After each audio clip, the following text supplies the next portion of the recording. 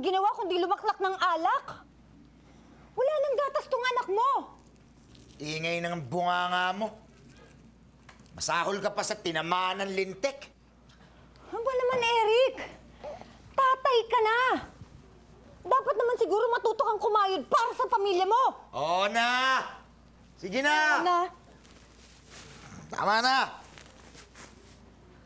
Hoy, pag hindi mo tinigil yung bunganga mo, baka paduguin ko yan, ha? sige! Subukan mo! Baka akala mo urungan kita. Ate, kuya.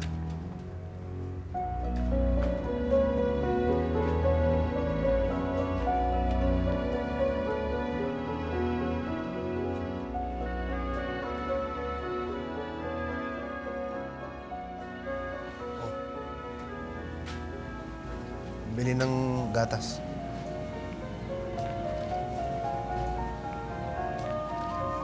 Oh, ang gagawin ko dito?